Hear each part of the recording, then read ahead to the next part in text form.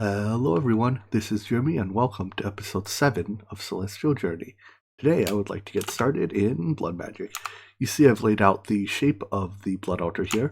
All the stone bricks are tiles that'll have to be replaced eventually with stuff like runes, or these are, there's various capstones that we have to use, and all the endstone. I don't know why I use endstone, it's particularly ugly here, are blocks that can stay.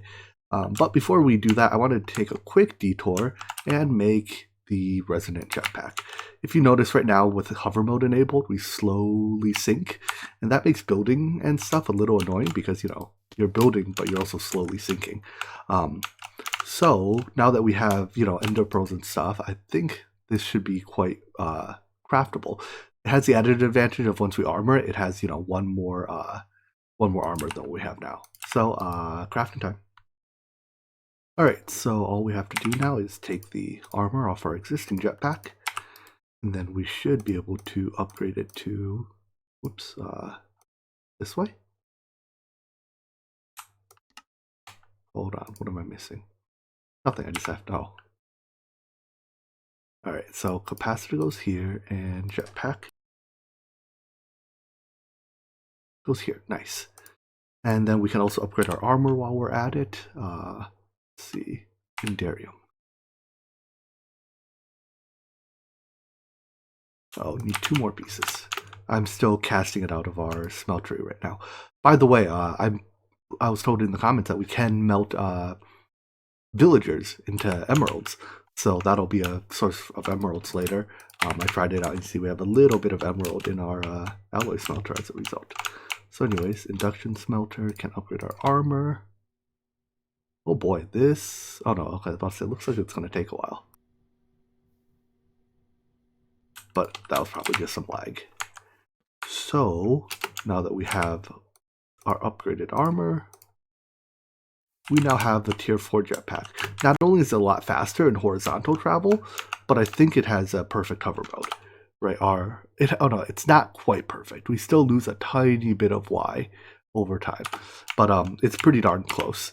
Now the next tier jetpack, the flux infused jet plate, does have perfect hover, and we could probably make it, but that's a lot of crafting that I don't feel like doing right now. We might be end up a little short on resources too, but we'll tackle that at a later time. For now, let's move on to blood magic. So to get us started, we're going to have to sacrifice our own blood with a sacrificial dagger. Let's see. We can just come here and prick ourselves. Let's get our food on our hot bar too. And that should start filling that up. You'll notice that initially it drains a little bit. That's like filling up another internal buffer, so that's fine. I should put a bed closer to here. But anyways, we have pretty good food to recover with, so let's fill the altar up a little bit. The base crafting ingredient for slates in this pack is endstone, I believe. Yep, and that crafts into blank slates. I have my particles turned off because, well, I have this Fortune's Favor glove, and if I have particles on, it puts, particles in my face the whole time, which I kind of hate. So you don't see the crafting particles, unfortunately. But anyways, I don't want to sit here and manually, stick in endstone every couple seconds, because that's kind of a pain. So let's automate that process. So insertion of items is a little bit tricky because the altar will actually accept multiple items at once. And to show you what I mean, right now I have this filter here set to single item. But if I set it to single stack or unlimited, what'll happen is, maybe I have to be on unlimited, it'll, and I have to turn it on, it'll put more than one piece of stone in there. And what you'll observe is that it'll try to craft the entire stack at once. And you see after it's drained 1,000, it hasn't actually crafted anything yet. What's happened is, you see it put a whole stack in there, so it need 60,000 or 64,000 life essence to craft them all. So that's not good. To work around that, I use transfer filter set to single item. You can also use like limited item filters, but the advantage of a transfer filter on single item is that it'll be arbitrary. Like it'll accept any arbitrary item. so you don't have to add new items to the filter. Anyways, so now to turn it on, I can just, turn a redstone signal applied to a transfer node, turns it off. Anyways, I've been eating this food for hearts too, and I remembered we have red hearts in our mob farm. And I'm pretty sure these restore hearts when you eat them. And I just want to test to see how many hearts it restores. I'm going to prick myself down to half a heart, and I think this will bring me to max. No, it doesn't. It's 5 hearts per. But still, that's pretty darn good, right? You can, prick yourself low, 5 hearts immediately. So I think actually I'll mostly eat red hearts for, well, hearts. So that we can sacrifice. Anyways, moving on.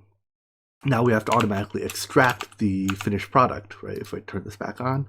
Well, I guess there's 2 more things I want to do. First, I want to automatically turn off the insert when the blood altar gets low, when it's too empty, and I want to automatically extract the finished product. So extracting the product is easier. Let's do that first. Alright, so on the extraction side, I just have a filtered extract on active without signal. The filter lets me just choose which items I want to extract. It's not strictly necessary, but say if I want to craft like tier 2 runes, I don't want it to craft, if I don't want it to withdraw the tier 1 runes, right? Or like I don't want it to withdraw the end stone when it goes in. So I suppose it is strictly necessary on second thought. The redstone control is not strictly necessary, but that's just if I want to turn it off for whatever reason. And it extracts it into a drawer system if it can, and if not, it will extract it into a chest. Actually, I think I want to put the filter on the drawer side on second thought. Yeah. No. What I want is I want a whitelist filter on the chest so that basically the drawer is a whitelist because of locked slots, so I need a whitelist on the chest as well. So let me grab one more filter for that. Let's see, Ender IO item filter.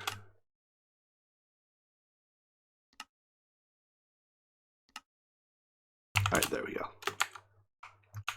So items go into the drawer if possible because I have it on higher priority, and the chest if not. And I'll just put a dummy item in here because remember, blank filters don't work. They filter everything. So anyways, right now I'm only making blank slates. So all I have to do is, let's see, turn both of these on, and as long as there's enough blood, it'll try to craft blank slates regardless of whether or not there's enough blood.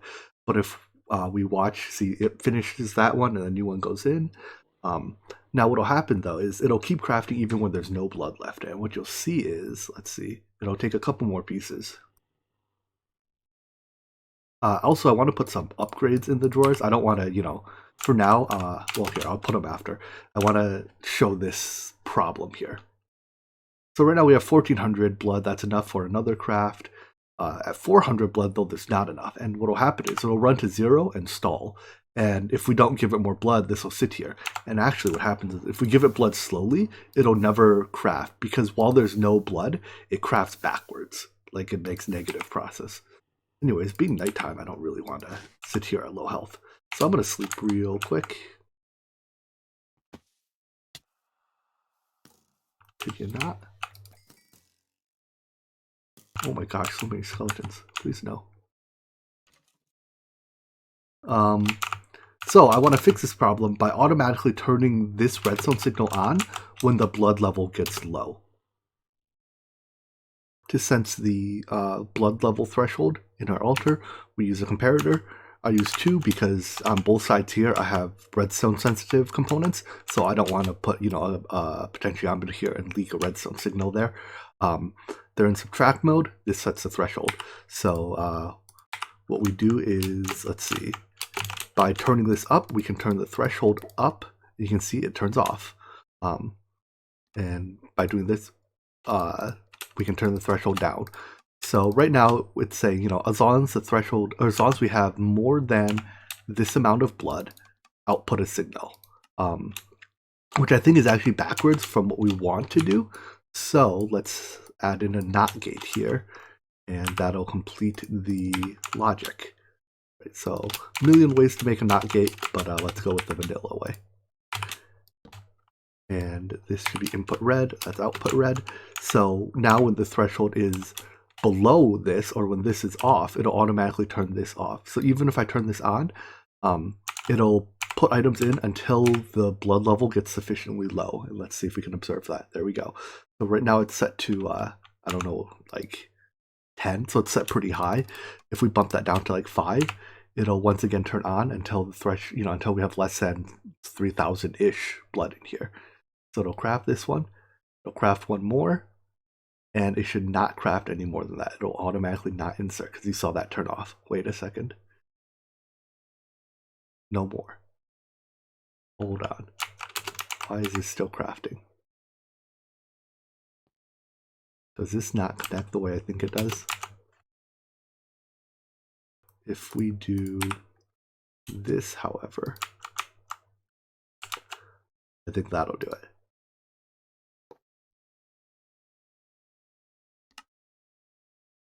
All right, so let's try that again. Let me refill our blood altar.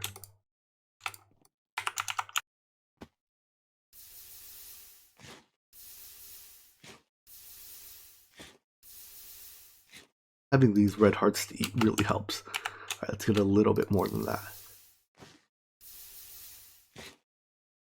All right, so now it'll turn it back on. It should craft a piece and maybe craft a second one and then turn off.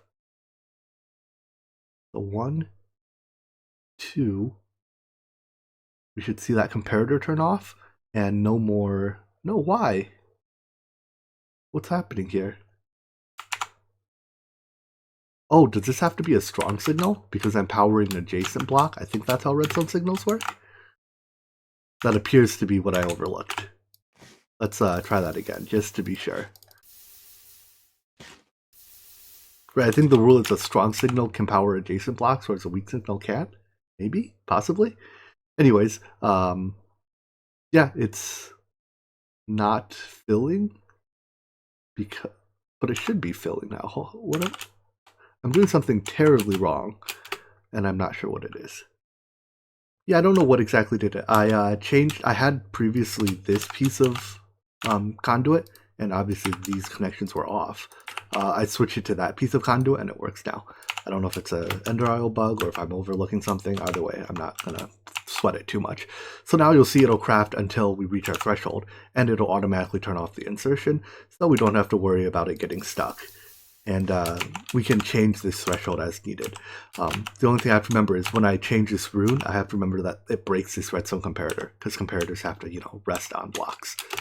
But anyways, that is semi-automated tier 1 slate. Well, I mean, all blood ultra crafting for now, I guess. It's only semi-automated because, I have to give it my own blood. Now we can automate the blood generation eventually, but not yet because we don't have the altar tier for it. In fact, let's see, dawn, I think it is. We have to get to hold on, tier 6. Is it dusk? Yeah, this is what we need. The tier 4 ritual diviner is when we can start automating our blood generation, and that requires us to get into Botania and yada yada yada. There's also glass shards, which can be used to generate blood basically, or blood. Basically, mobs that walk on top of these glass shards drop, they spill their blood out, but they're disabled in this pack, probably for the best. So anyways, what we could do now is I could go ahead and upgrade our, to like a tier 2 and even a tier 3 altar, but I don't think we need to yet. In fact, we have 36 blank slates, and we were interested in using those to make the builder, right? And as far as I recall, the builder only takes, let's see, machine frames, gold casings, machine casings. Yeah, these only take blank slates to make. So now that we have reasonably easy access to blank slates, we can start making these machine cases, which unlocks a lot of machines. Basically, unlocks all of industrial foregoing and RF tools behind gold casings and quantum flux. Cool. So before I go and make the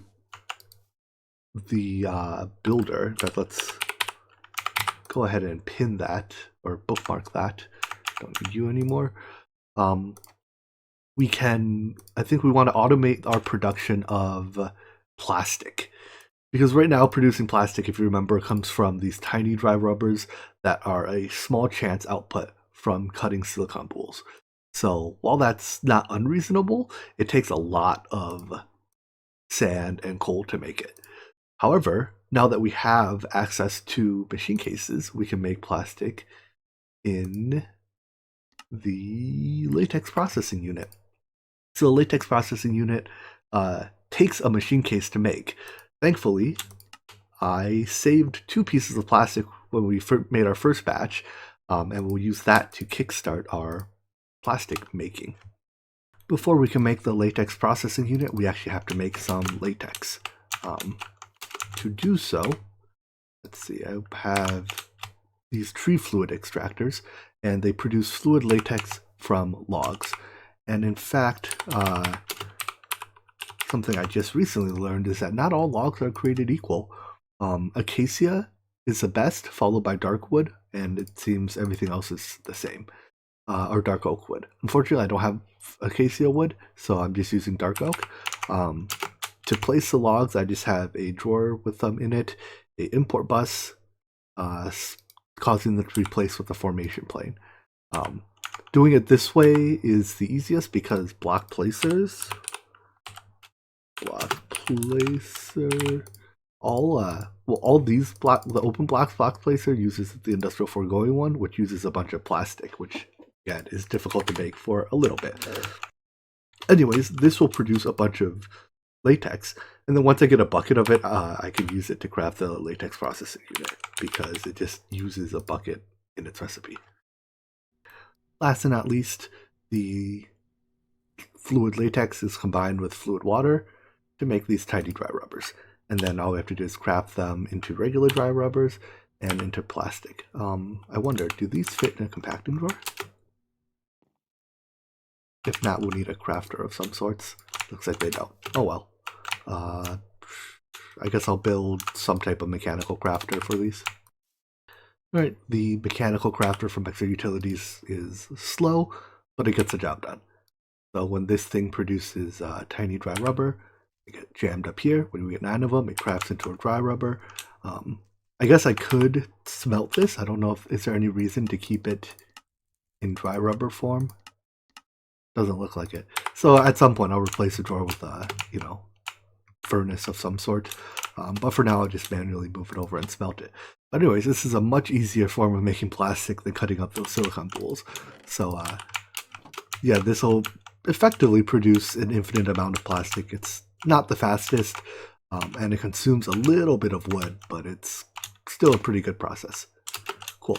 So with this, we now have enough plastic to actually attempt to make the builder. So first off, we need a shape card, and we want the Quarry version. So that's just, let's say, a pickaxe and a shovel. I hope we have enough diamonds. I haven't checked. Looks good. All right. And we need the builder. Well, we'll end up using a lot of builders in this pack, I think. It's a very versatile tool, not just as a quarry, but just, as like a builder. It can build things. Anyways, builder, shape card quarry. Next, we need someone to transfer power wirelessly. How do power cells look? Power cells take machine frames, but besides that, it's not bad. We can even make advanced power cells. Oh no, we can't. Never mind. Alternatively, we have, let's see, what else? There's the Ender IO one. What's it called though? Definitely don't remember the name off the top of my head. dimensional transceiver. Well, this looks like a not fun recipe. Yeah, not at all. All right, pass. Are there any other ones in this pack? Let me think. So I went and take a look at the ender chest recipe because we're gonna have to pass, items back and forth as well as energy. And turns out the ender chest takes a dimensional transceiver. So I guess we may as well just make dimensional transceivers. We'll use it both to send energy and items. Send energy from our base to the quarry and send items from the quarry back. So we'll have to make 2 of these. Yikes. On second thought, there's no way I have enough materials to make 2-dimensional transceivers. I mean, if we just look at the recipe, like that's 4 vibrant capacitor banks. I don't even have enough ender pearls to make the vibrant alloys. So if we can't run it wirelessly, then we can just run it. We can just put the builder here in our base, and we can use the shape card to define a region that's not in our base, and that way we don't actually have to run it wirelessly. So I'm thinking, let's see, let's put the builder over here so that we can easily run power to it, and we can give it its own drawer wall separate from our main drawer wall. And with our shape card, let's define a large region. So 512 by 512. What's our Y level? Let's say 80-ish. 80. And we want minus half of 73. Minus 36, I think. Now, there's 2 ways we can filter the items. We can either void it here, but when you mine blocks with a builder, in fact, I think it says here that the base cost is 300 RF per tick per block mined. What that means is you pay per block mined, regardless of whether or not you void it. So instead of voiding it after we mine it, I'm thinking we'll just put a filter in there and never mine some of these materials. If I put this here and turn on preview mode, it'll end up centered on the quarry and it'll dig all these blocks. That's obviously very bad. For I think reasons I don't need to mention, I don't want to dig up my base. So I think I want to dig this way. So this is, let's see, negative X, positive Z. So we want the offset to be negative X, positive Z. So X, let's just make it a big offset so that we dig somewhere far away. And positive Z. Actually, let's put a small number there just so I can make sure I have my signs right. So the beauty of the builder, right, is that it doesn't have to be anywhere near where it's building. So I expect, I guess I need a bit more than that. Generating that preview is very laggy.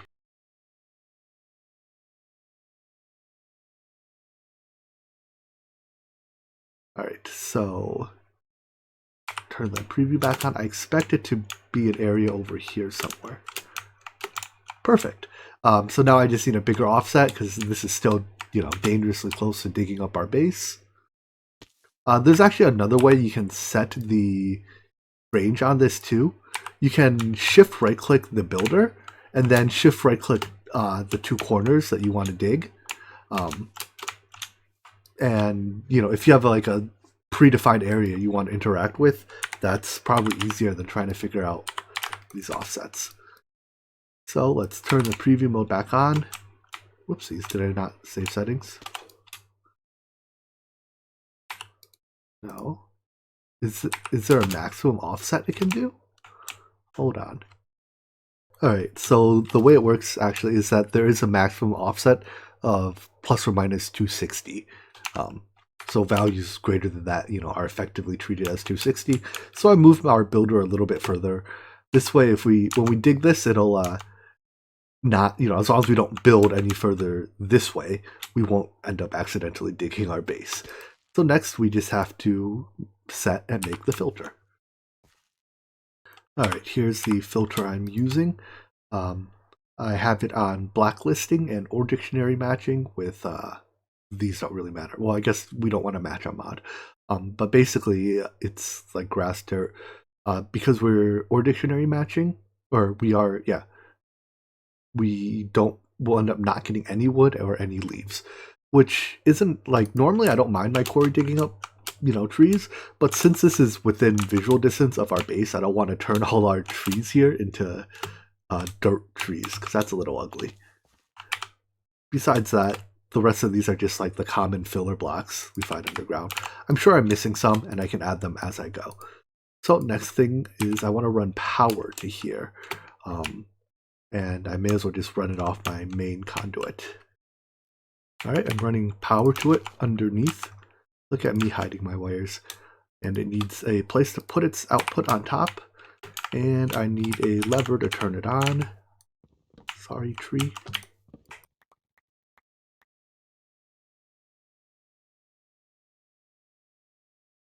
We'll just make a bunch of levers. Levers are one of those things, you always find a need for more.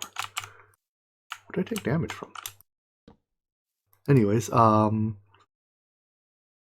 let's just double check the area. I don't want to damage my base on accident. That'll do. And when I turn it on, we should see that it starts to mine. And alright, so right off the bat, we can see that I probably should add limestone to the filter because I don't want to dig that up. I'm going to let it run a while and just see, which materials I have to add to the filter. And then I'll have to build a drawer system to hold these items. You'll notice it does dig up plants, unfortunately. I would add plants to the blacklist. But actually, do these plants have an ore dictionary name? They do. Oh, nice. Then I can just add them to the blacklist. Because I don't think I care to dig these up. If I want them later, I can, always take it off the blacklist later, I guess. So anyways, let's sleep the night away. I wish we had like mega torches or something that can make mobs, not spawn around our base. I guess we do have one of the pylons from Ender Isle, right? Or what are they called? I don't know, whatever, I'll deal with it later. Anyways, now, yeah, it should mostly be only filling with useful items. But again, I'll let it run a little while to see what else I almost definitely inevitably forgot to add to the list.